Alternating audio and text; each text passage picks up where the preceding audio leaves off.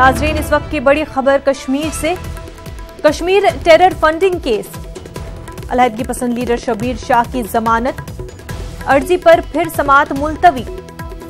दिल्ली के Patiala house court में अब आइंदा 2 अप्रैल को समाअत होगी।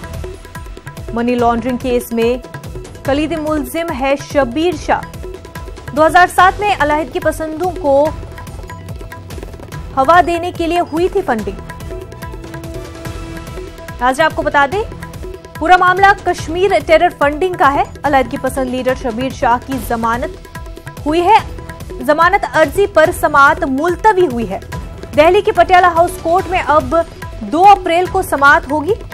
मनी लॉन्ड्रिंग केस में कलीदी मुल्जिम है शब्बीर शाह। आपको बता दें कि 2007 में अलहदगी पसंदों को हवा देने के लिए फंडिंग हुई थी।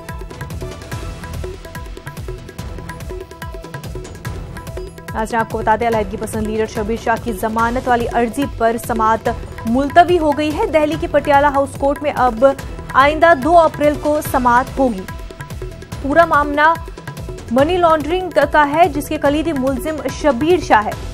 2007 में अलहदगी पसंदों को हवा देने के लिए ये फंडिंग हुई थी। आसाम में जहरीली शराब से हुई अमवात में लगातार इजाफा हो रहा है। अब तक 83 अफराद की जानें जा चुकी है। महलूकीन में कई खवातीन भी शामिल हैं। 50 से जायद अफराद को गोलाघाट सियूल अस्पताल और जोराहाट मेडिकल कॉलेज अस्पताल में इलाज के लिए दाखिल किया गया है। मकामी लोगों के मुताबिक ये वाकया जुमेरात की शाम को सलमारा चाय बागान में हुआ था। पुलिस ने इस मामले में गैर कानूनी शराब बनाने वाली कंपनी के मालिक को गिरफ्तार कर लिया है। राजस्थान में स्वाइन फ्लू से अमवात का सिलसिला जारी है। राजस्थान में स्वाइन फ्लू से अब तक 134 लोगों ने अपनी जानें गंवाई हैं। स्वाइन फ्लू के पॉजिटिव केसों की तादाद 3800 से जायद हो चुकी है।